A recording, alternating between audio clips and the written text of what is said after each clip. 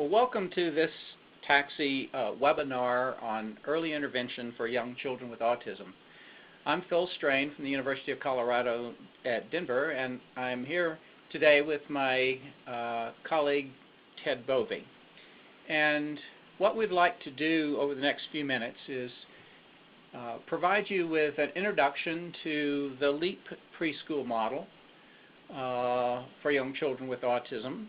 And we want to begin by telling you about some of the key intervention components of this particular model. Next, we want to proceed to tell you a few things about the research that we've conducted over the last 30 years or more on this program. And we want to end with some of our key lessons learned about important aspects of preschool programming for young kids with autism. And I'm going to start first with describing some of the key intervention components of the LEAP Preschool Model. One of the things that's particularly unique about LEAP as a service delivery program for children 2.5 to 5 years of age with autism is that we spend a great deal of time and energy teaching typically developing peers to help facilitate the social and the language skills of their classmates with autism. And we do this with a very simple and fun role play and rehearsal strategy where essentially we are teaching typically developing children to be persistent at engaging in social and language overtures towards their classmates with autism. Another key intervention component of LEAP is the use of functional goals and objectives, which are largely determined by family request. And we have a fairly simple idea in mind when we use the term functional goals and objectives.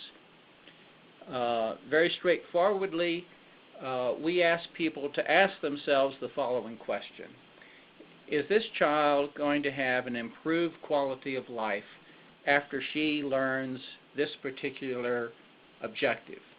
If the answer is yes, then you have a functional goal and objective. If the answer is no, or we're not certain, then we recommend consideration of other objectives to focus upon.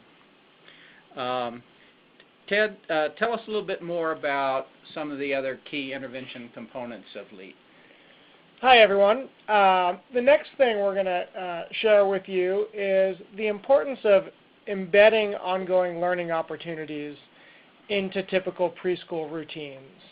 And essentially what that means is we're going to take the everyday activities and routines that happen on a day-to-day basis in your preschool classrooms, circle time, story time, free play opportunities, snack, transitions, playing outside, and we're going to embed functional skills into each of those routines so that we know they're happening every day on a day in and day out basis. So you're not going to do snack time without targeting peer-to-peer social interactions and having kids pass snack back and forth. That's how you're going to run the routine, and you're going to be able to target those skills every day. Next is we want to talk a little bit about the importance of a transdisciplinary model of service delivery.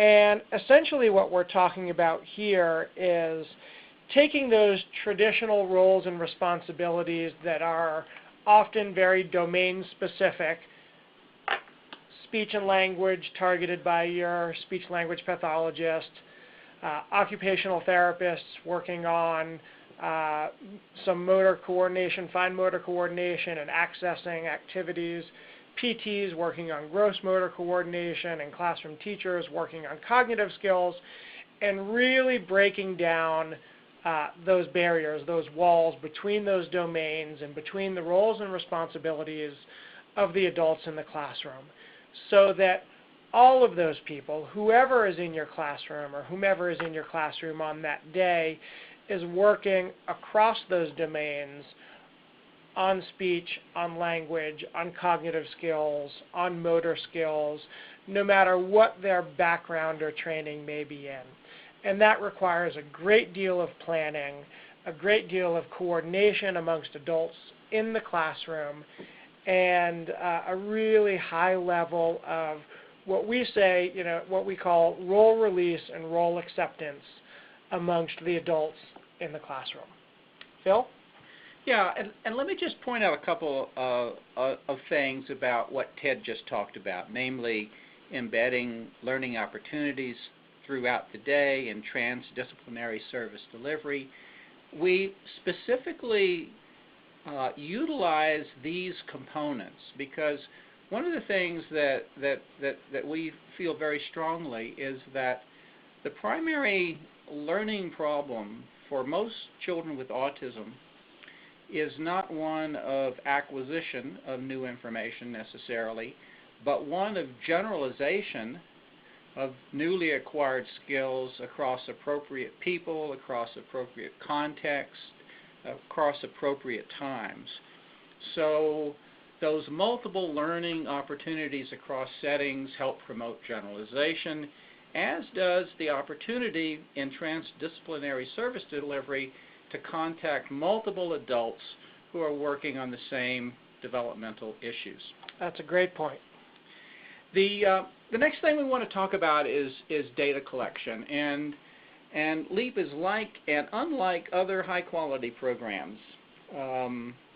It's like other high-quality programs in that we take daily data and we pay attention to it. And when we're doing LEAP in a high-fidelity way, what happens on Tuesday has a lot to do with what happens on Wednesday in terms of analyzing data trends over time. But what we do differently from a lot of programs is this. We do not take real-time trial-by-trial data, but rather what we do is focus on what's the level of adult support or adult prompting, if you will, necessary for children to be successful in all of their learning opportunities across the day. And what adults do at the end of the day, they sit down and they think about one particular child and they say, all right, we have this certain objective.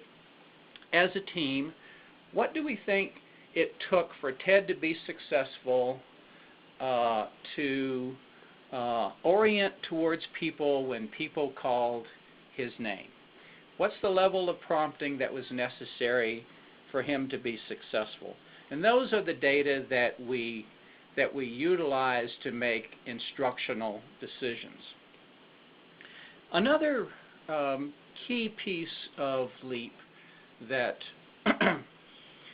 is a bit different from many other high-quality early intervention programs for kids with autism is our use of a broad array of evidence-based practices. And it is fair to say that this broad array is somewhat limited to behavioral interventions, but it's broad nonetheless, and it's broad because of this. If you really look carefully at the efficacy data on discrete interventions such as picture exchange communication system or pivotal response treatment or errorless learning or incidental teaching or peer-mediated intervention or positive behavior support, around challenging behavior, what you see is that those discrete interventions are more or less effective across different developmental domains.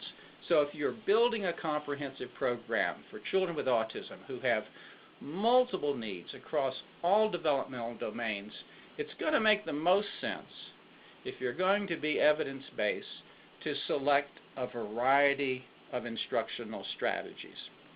Of course, this puts a considerable burden on practitioners because they're not asked to be experts in one methodology. They're asked to be experts in multiple methodologies, but we think that there's not a good alternative choice to meet the comprehensive needs across many developmental domains of young children on the autism spectrum. I'd like to add one thing to that, and that is that in choosing these evidence-based strategies that we're utilizing, we also need to take into account the context that we're delivering these interventions in. So these strategies have been selected with an understanding that they're going to be delivered in an inclusive preschool setting. And the strategies that we've selected are strategies that can be delivered with high fidelity in classroom type settings as opposed to one-on-one settings with children with autism. So those are 7 key intervention components that together define LEAP, and that 7th is a structured parent skill training curriculum. Ted, do you want to tell folks a little bit more about that? Sure. Since its inception, LEAP has had a formalized parent skill training component as one piece of the model program. And our goal is first to try to develop a common language that we can utilize with parents so that when we're talking about what the child's doing in the classroom and the strategies that we're using, parents have an understanding of what those strategies are. So we're kind of getting to that issue of jargon and early childhood service delivery and creating a common language.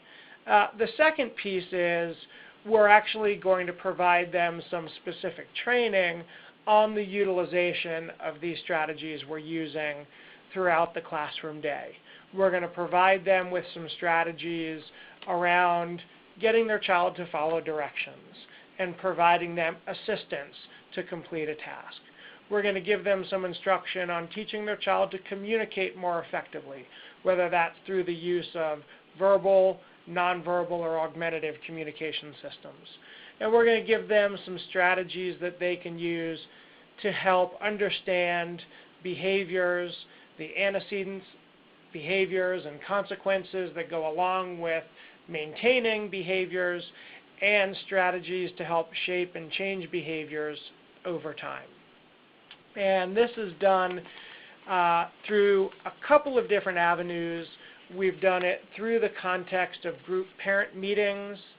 We've also done it through the context of individualized home-based instruction, where we're going out and working with the child and the parents in their home setting and really addressing those times of the day, those activities and routines in the home that have been problematic for families over time. Well, we're going to change our focus now, and we're going to look at some of the research findings that have occurred over the last 30-odd years since LEAP began in 1981. And some of the more important things that we have discovered is that first, when children with autism enter the program, and typically developing children have been taught a set of skills to be successful in initiating social interaction, we see changes in the positive social interactions of young children with autism on day one. And what's interesting about this is that there are not many interventions where you get a day one effect. And we've looked at this phenomena across 88 children to this point, and 88 out of 88 have demonstrated this particular effect. Now, what's important to know is that that day one effect is not where you want to wind up. It's not ideal in terms of where we want to take kids in terms of their social skillfulness, but nevertheless, it's an important phenomenon, and probably speaks just as much to the fact that the lack of social skill often demonstrated by kids with autism derives from the fact that they are often in settings without typically developing peers than it does to the power of this particular intervention. A related finding that we've demonstrated is that after 2 years of intensive peer-mediated intervention, about half of kids with autism are engaging in levels of positive interaction during free play times of the day that are equivalent to the levels of positive interaction associated with typically developing children in these settings. As it turns out, typically developing children spend about 20% of a free play time engaged in positive social interaction, and that turns out to be the level that about half of these children are engaging in. Again, after a significant dose, if you will, of this peer-mediated intervention. We've also studied this phenomena of improved social interaction over time. And in this regard, what we've done is we randomly selected 40 children who had been through LEAP to follow over a period of years, 6 years, and we found that as they moved through the kindergarten and the early elementary grades, that we did not see, as is often the case, any reduction in their level of social interaction abilities over time. Ted, tell us some more about some of the research that we've conducted. Well, one thing that people often ask me when I'm going out to provide training on the LEAP model is, well, how much of this is just a function of these kids with autism being included? They're in classrooms, they're in proximity to other kids where typical kids are modeling behaviors. Isn't that enough? And the answer quite clearly is no. While inclusion and proximity to typically developing children and having those typically developing children model language and social and cognitive skills is a necessary component of the LEAP model, it in and of itself is clearly not sufficient. You have to have some systematic strategies in place to specifically target these key social, language, and behavioral deficits of children with autism to see the kinds of outcomes that Phil was addressing just a few minutes ago. Without that planned and systematic daily implementation, you're not going to see the same kinds of outcomes that we've seen in LEAP model classrooms. And these outcomes are clearly enumerated in our most recent research study, which is referenced on the opening slide of this presentation.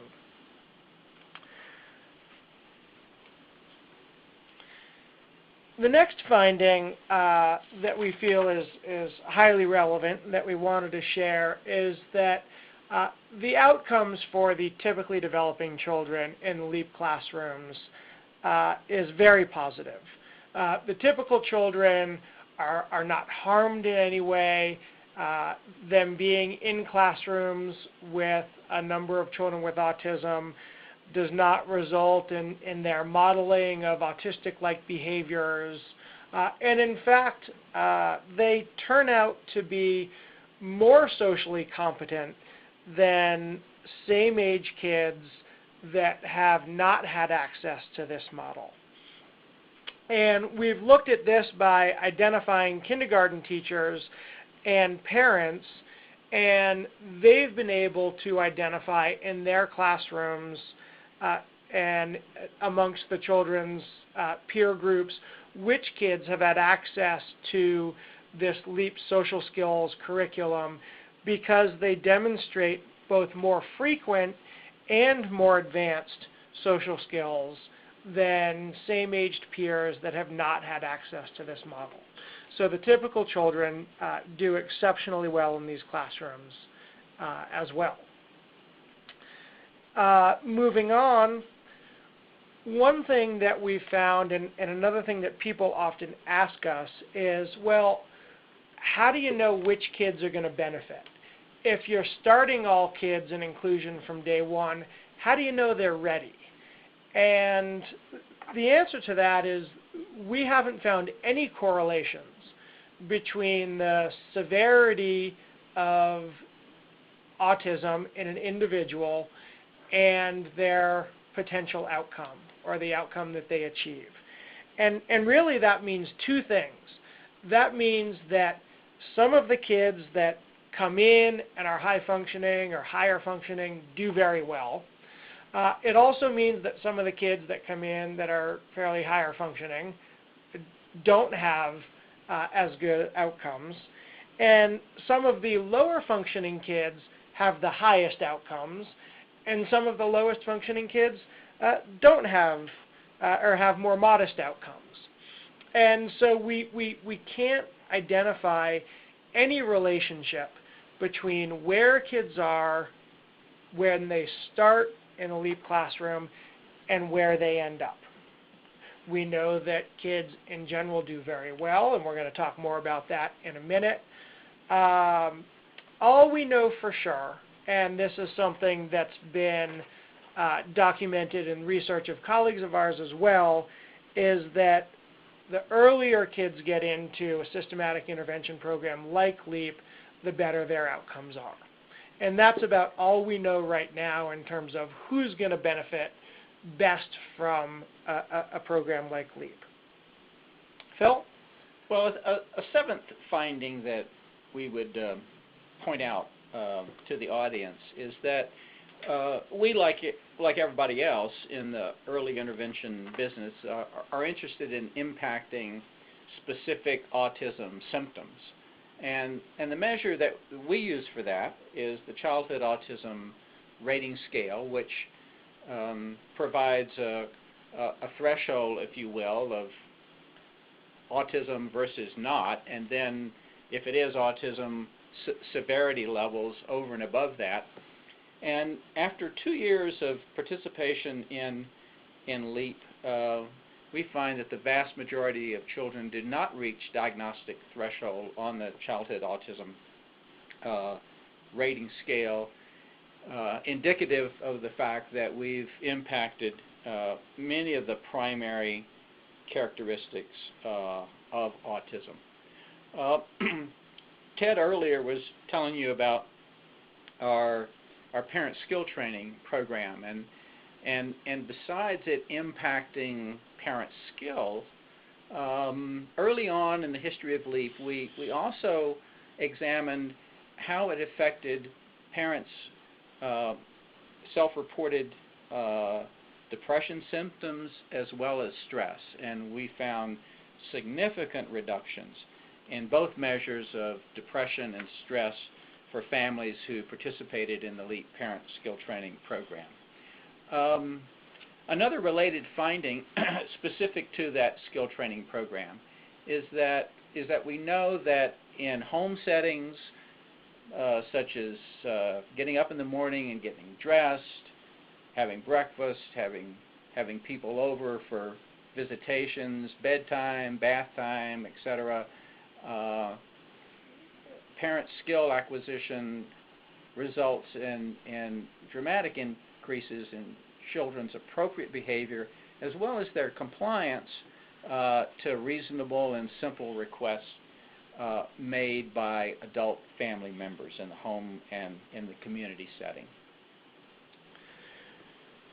Another finding, and to wrap this up, that we've seen in the LEAP model over the years of research that we've done is that as kids stay in LEAP classrooms for 2 years of preschool, in that second year, we've seen the ability for children on the autism spectrum to learn to self-monitor their own behaviors across the classroom day. And with that, they've also learned to engage in forms of self-reinforcement that can keep them on task in the classroom, keep them in proximity to their peers, interacting with their peers and free play sessions and unstructured times of the day. And when we look at the idea of self-monitoring and self-reinforcement, one of the nice things is the kids are taking that on their own, and it's freeing up adult resources to target and work on other skills, other children with higher needs throughout the day. In looking at kids' progress over time in LEAP classrooms, for those kids that have attended LEAP classrooms for 2 years, we've documented that on average, they're making greater than 1 month of progress for every month they're enrolled in the classroom. And at average, it's been between 1 and 2 months of progress for every month they're enrolled in the program.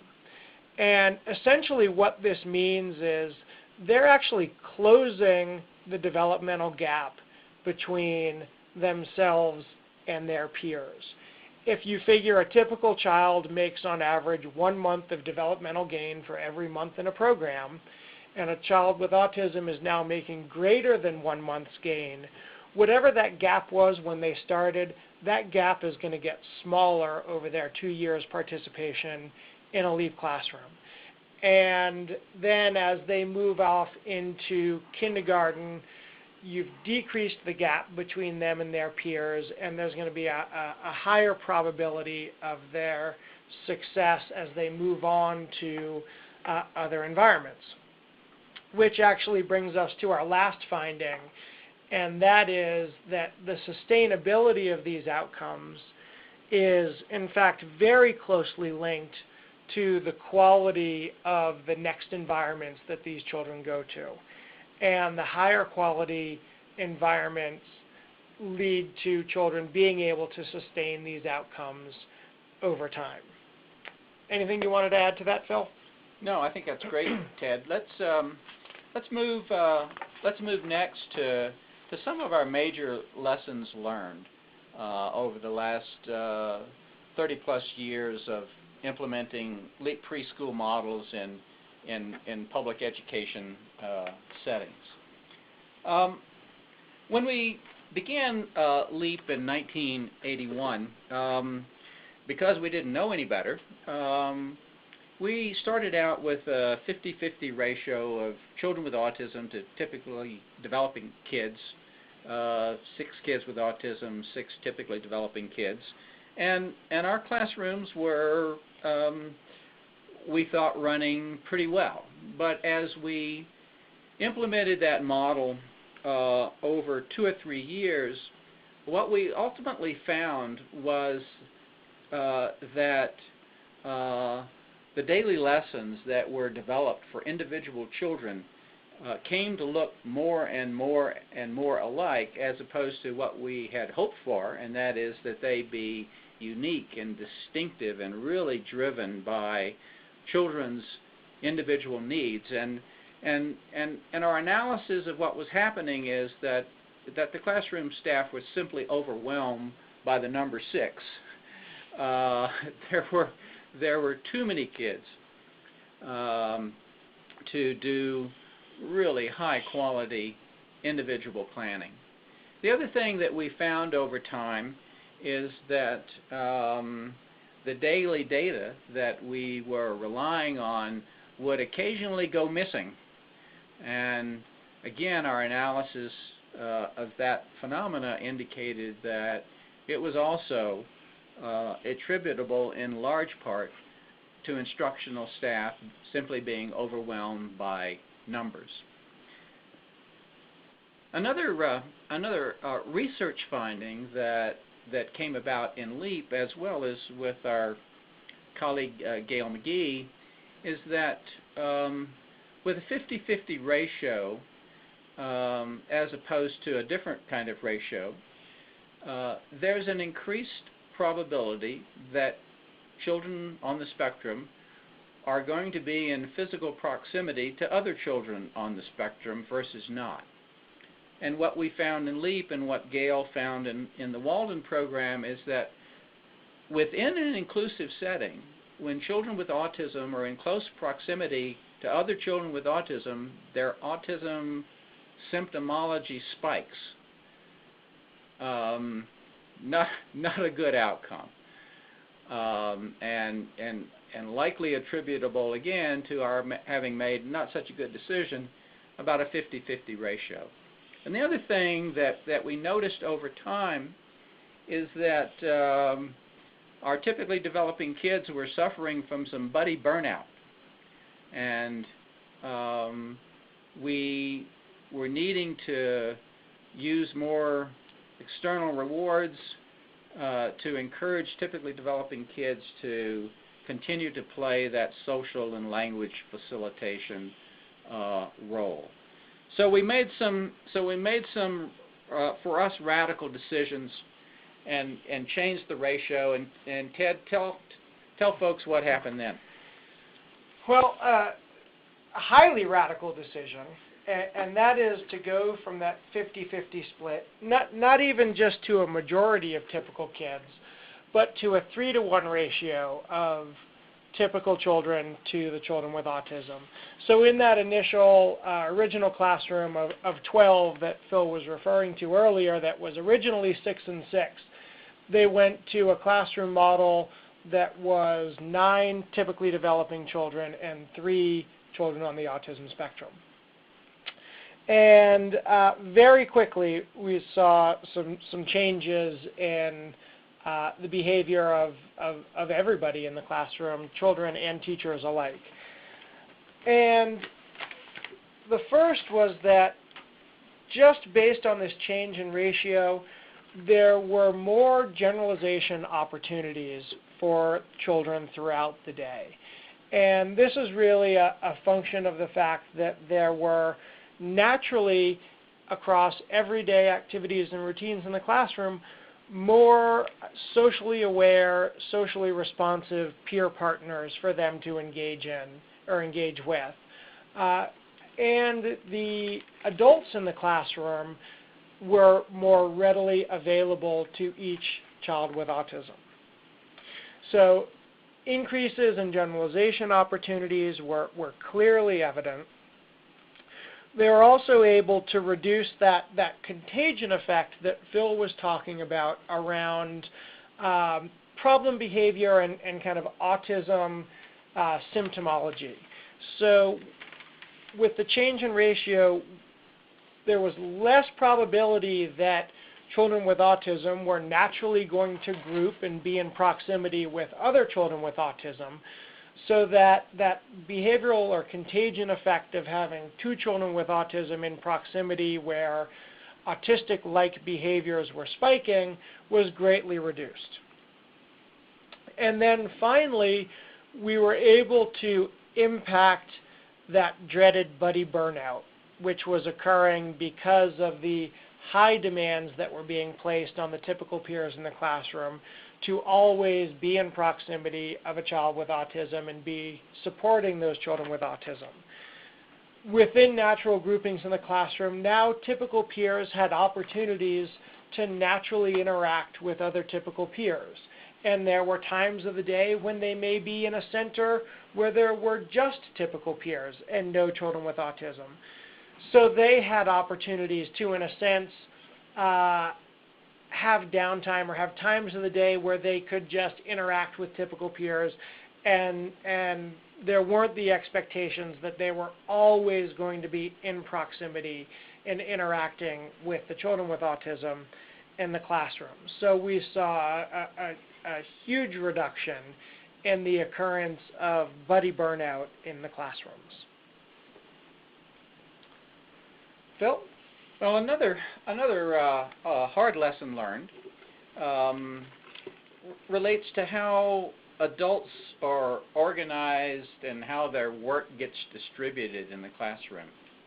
So when we began LEAP, we did what everybody else was doing at that point in time, and still what a lot of people do today, and that is, we did as much one-on-one assignment as possible. It was the Velcro teacher, the Velcro aide, the Velcro speech and language And Velcro groups and of Velcro certain little groups of kids. Exactly. So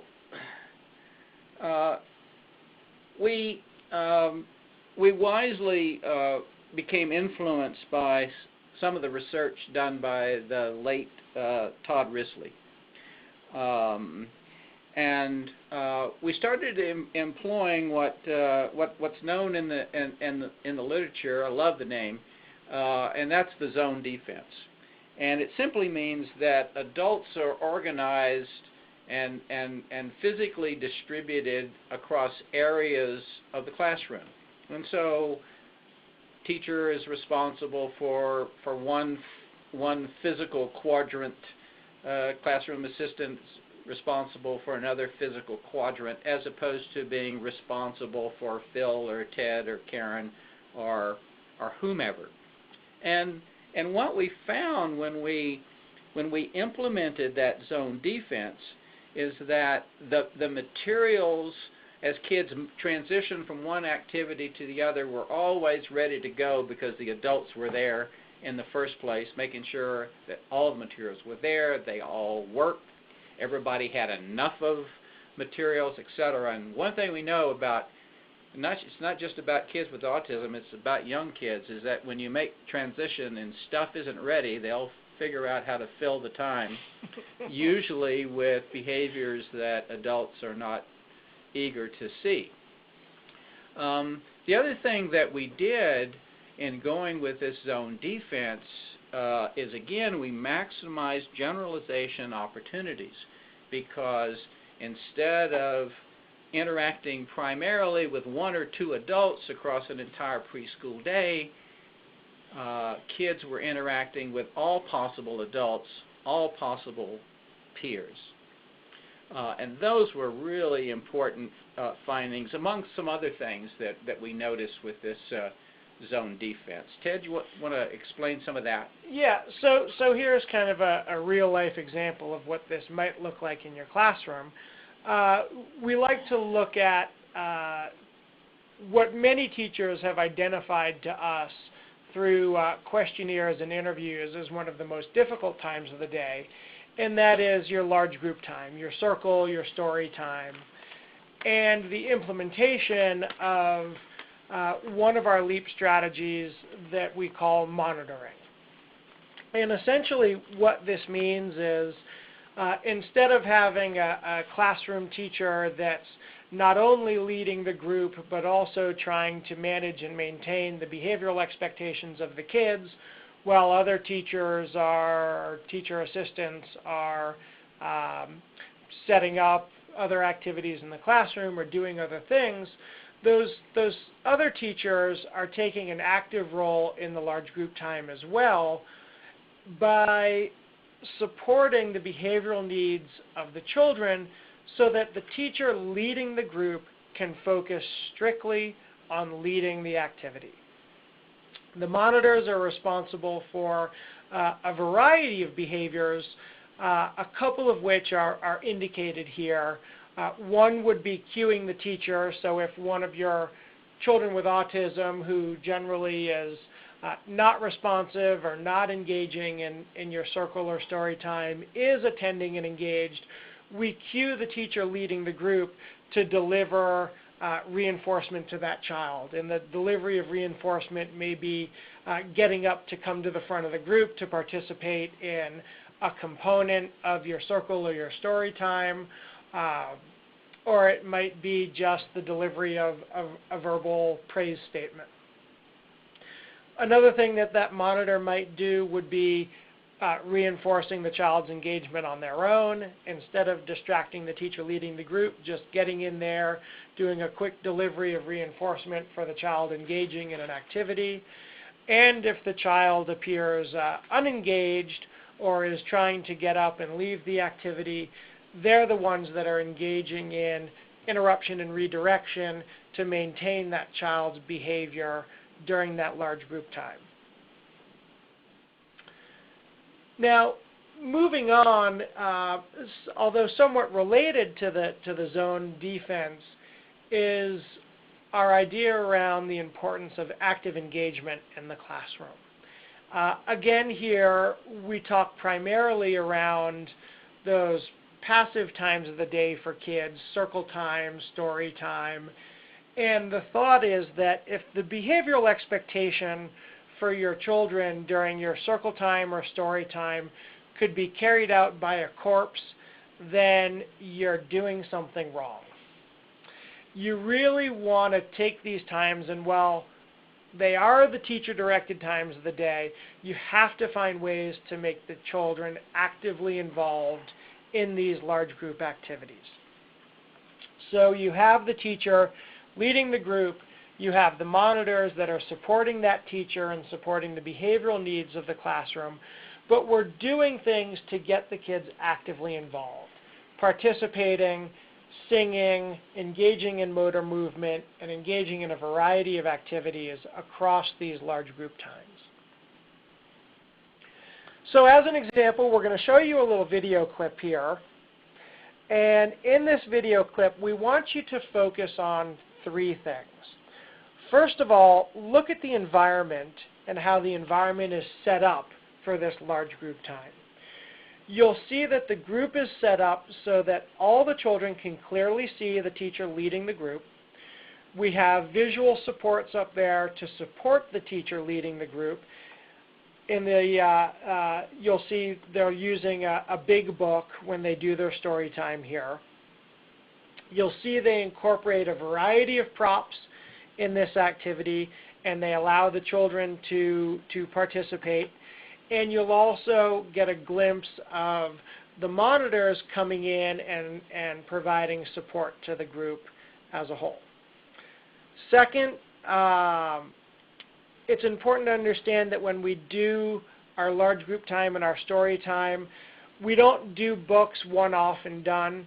We utilize books for a week or 2 weeks so that we can start out with simple picture walks and then engage the children more and more over the course of that 2-week period.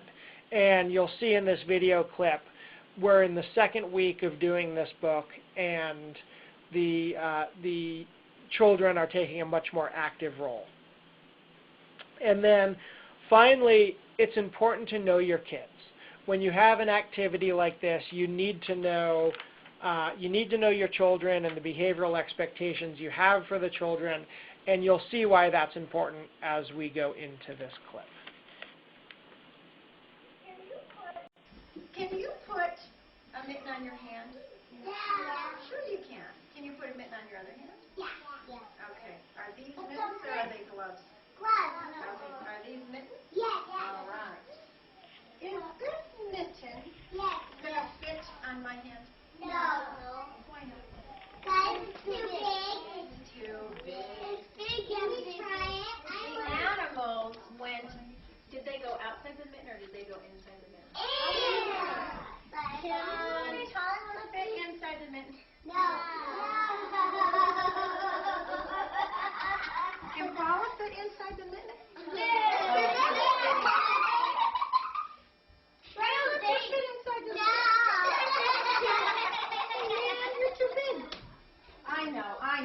I know. Tommy can fit inside the mitten.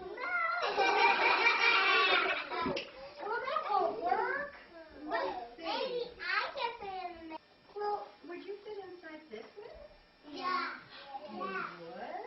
Well, let's pretend. It's a tunnel. Because it's a tunnel. Let's pretend this is our mitten. And this is the front of the mitten. I'm going to need you two girls to scoot over by Tyler. And our animals are going to take turns going inside the mitten this way.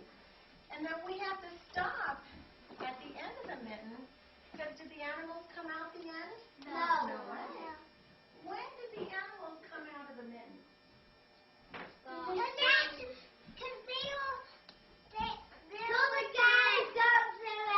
Till the guy dumps them out. Till somebody dumps them out? Can you remember in the story? When they sneeze out, they go out. Who sneezed? The bear sneezed. And you guys are going to have sneeze. What made the bear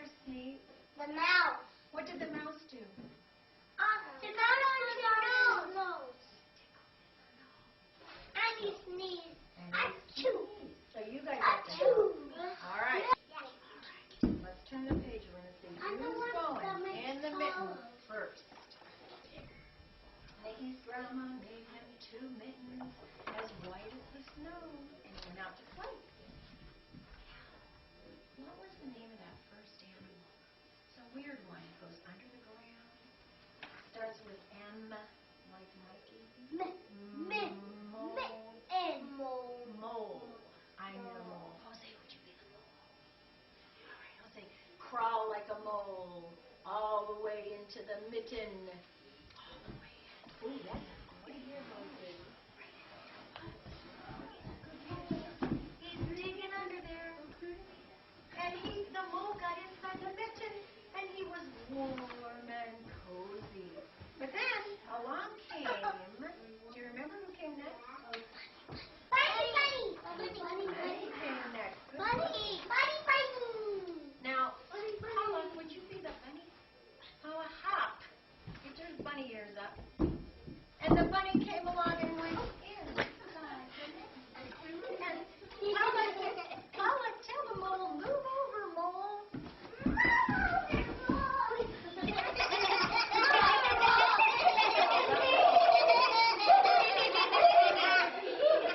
So the mole made room for the bunny. Now, do you remember what she said? Eyes on the back. Hunter, would you be the hedgehog? And he's got his prickers on. He tried to and the mole and the bunny moved and she kindly said, move over. Who comes next, you guys remember? The fox is in. Joshua. The big bear comes in, and there's just enough room for the bear. Move over, please. Now, I need a really quiet little mouse. Who would like to be a little quiet mouse? Jason, you guys are going to have a 2 minutes? Okay, now wait, Jason, wait. We've got to tell them what's happening first. We have to tell them what's happening. All right, animals in the mitten, listen carefully. The mouse is going to come, and the mouse is going to tickle the bear. When we say achoo, you may come out. Ready, mouse? Everybody help me.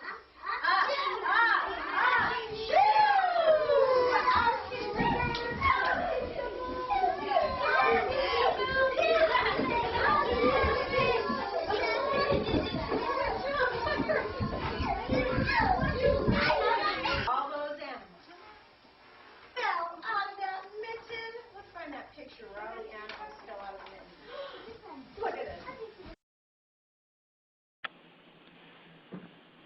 So there you've got a great example of how to take your circle or your story time and something that, generally speaking, is often a very passive time of the day for the children, and making it more active, making it far more interesting and engaging for the children. And while all the children didn't have an opportunity to participate there, our day and our large group times are filled with these opportunities, so they would have many opportunities throughout the day to participate in these kinds of activities during our circle times and during our story times. So moving on, Phil? Well, another thing that that we learned over time is that it's not sufficient to simply have a daily routine that you follow religiously, but that it really requires routines to the third power if you're going to utilize routines to really help children with autism make sense of classroom environments and act as a preventative, if you will, for challenging behavior. And it's important to recognize here that having routine within a preschool setting is not about having redundancy. It's not about being boring. It's different than that. And it's not about limiting things that children can play with. or interact with different people in a restricted kind of way. But it's really, if you will, routines within routines within routines. And when people are doing that sort of level of routine, what we think is that children are easily able to understand 4 things. They know at any one point in time what they're doing. What's the goal here? Where am I? Am I making progress? And how fast am I making progress? Thirdly, when am I going to be finished? And what's going to happen next?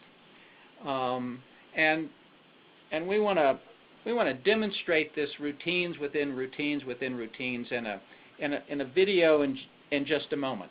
And so the routine is a circle time. And the routine within the routine is the opening song. And opening song is always the lead event within the routine of circle time.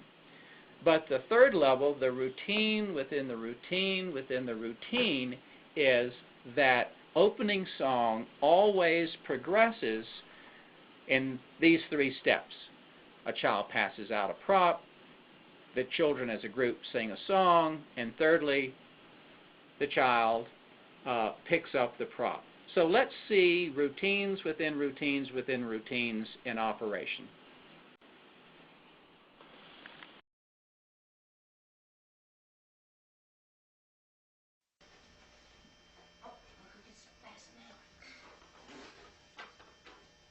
Say thank you, Chloe. What should we sing about, Cynthia?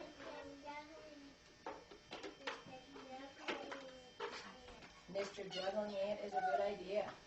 Who else has an idea what we can sing about our ants? Say thank you to Chloe, remember? Thank you. Thank you, Cokesters. Thank you. Nice words, Jackson. What's your idea, Jackson? Ian, say thank you. He said it twice. Mr. Green and Orange Ball Ant. Thank you. Nice Hey, words. that's my ball. Thank you, Chloe. First thing. Chloe. Thank you, Chloe. Oh, you guys are so polite. I'm so proud of you.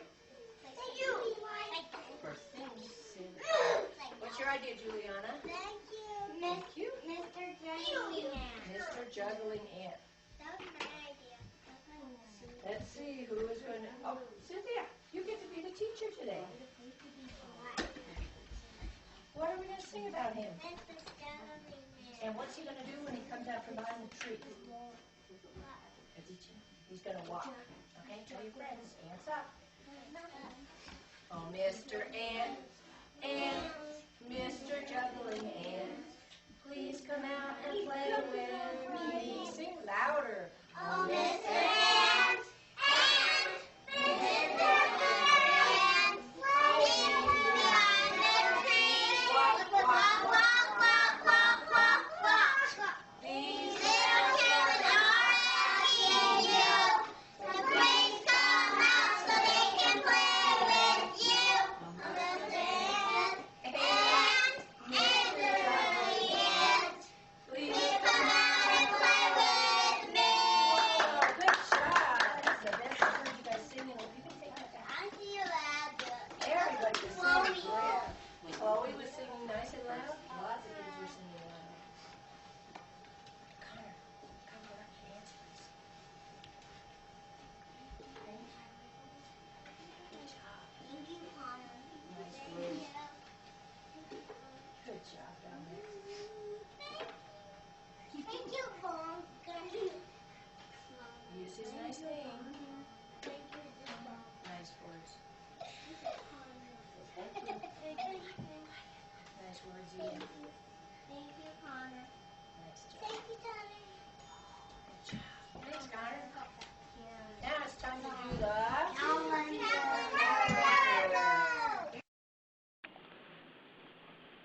So just in wrapping up that video clip, 2 things that I wanted to mention.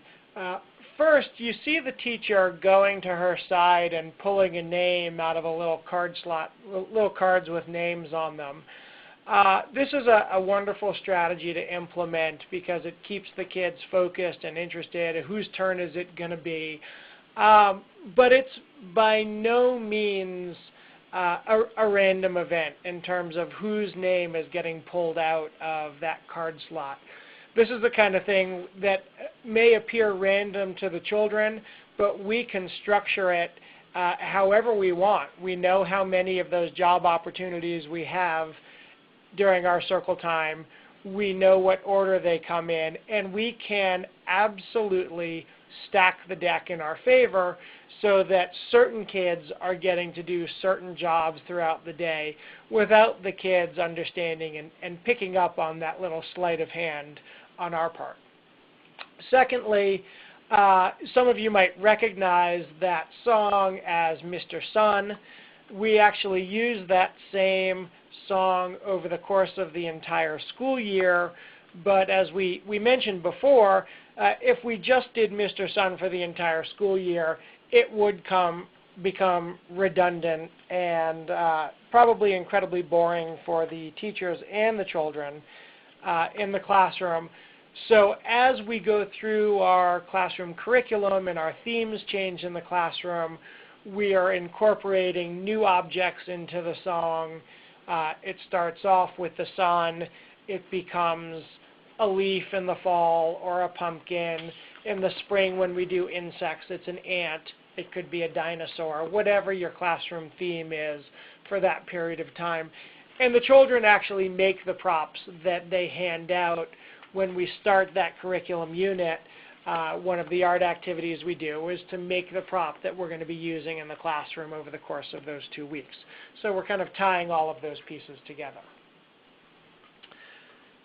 So in finishing up, we want to talk a little bit about this kind of myth of hours of instruction being some sort of relevant indicator of a program and of outcomes. To us, measuring services by hours does not take into account many of the really key and important intervention components that lead to good outcomes for children with autism. So to address that, we have provided an alternative formula that we think highlights the importance of these intervention factors. First and foremost, opportunities to respond. Many people equate hours of intervention with opportunities to respond, but that's making a big leap of faith in terms of what's going on during those hours. We certainly know that the more meaningful learning opportunities that children have, the faster they're going to acquire skills. And so we take our classroom day, and through creating embedded opportunities and also naturally occurring opportunities, we really strive to create many, many opportunities for children to respond to functional learning objectives throughout their day. That brings you right into the second component here, and that is the functionality of those opportunities is highly, highly relevant. They need to be related to, as Phil was saying earlier, kind of quality of life outcomes. Are the things that we're teaching to, the skills that we're trying to teach a child, related to their increased access and participation in everyday life? And to us, that's what functional outcomes are all about. Phil? You know, a third factor in this formula that it is, we think, predictive of eventually yielding good outcomes is the fidelity of intervention. And the fact is that a lot of people adopt and implement an evidence-based practice, evidence-based in name, but don't implement it at a degree of precision that's necessary to produce outcomes. And so in LEAP, for example, we have a comprehensive program fidelity measure where we carefully assess, are people really implementing LEAP? And one of the things that Ted and I found in our recent randomized study is a powerful correlation between the degree to which specific intervention components are implemented with fidelity and child outcomes associated with that particular measurement method. A fourth factor in this formula is how broad is the intervention program. You see a lot of interventions designed for young children with autism that focus exclusively or solely on language. A lot that focus exclusively or solely on social behavior. A lot that focus exclusively on sensory issues. We think that we have yet to run across a child appropriately diagnosed with autism who has singular developmental concerns. And therefore, an appropriate intervention is a broad-based, comprehensive one. So the next factor in this formula is something that we've kind of addressed throughout this webinar, and that is the importance of generalization and specifically targeting the issue of generalization across your day. We know that children with autism have issues with the generalization of skills from one environment to another, from one adult to another, from one context to another. And so that becomes a very significant programming component, something that we're looking at on a day-to-day basis in our classrooms. And then finally, looking at the social validity of outcomes. And you know, as we've said earlier, this really relates to the functionality of the outcomes, the sustainability of the outcomes, and how meaningful those outcomes are for the child, and the child's ability to have greater access to their environments around them. Now, if you notice in this slide, we have set this up as a multiplication table. It's opportunities to respond times the functionality of opportunities, times the fidelity of intervention, and so on. And if we could, for a moment, take you back to your elementary school math, we hope you all remember that in a multiplication equation, as any one factor approaches 0, your outcome also approaches 0. So when we look at this equation, we stress the importance of hitting on all of these areas and not just some of them, because if you're coming up short on any one of these areas, it is going to greatly impact the outcomes for the children in your classroom.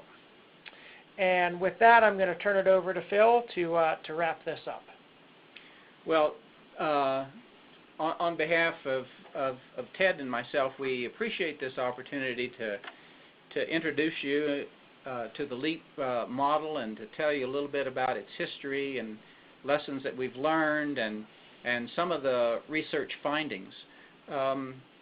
TAXI, like a lot of other technical assistance centers in recent years, has gotten a lot of inquiries about, you know, what to do with young kids with autism, and of course a lot of that is related to the incredible increase in the reported incidence by the Centers for Disease Control, and part of that's attributable to a lot of the controversy in the field around service delivery for young kids with autism.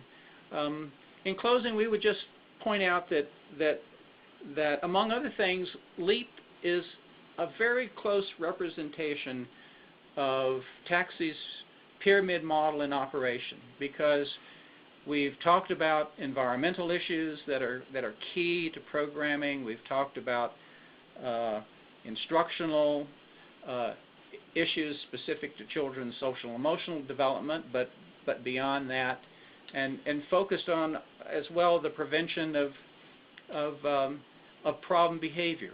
And personnel issues as well, and how you're using your staff and your personnel in the classroom. So with that, we will bid you adieu, and hope that this webinar is useful to you in your practice. Thank you.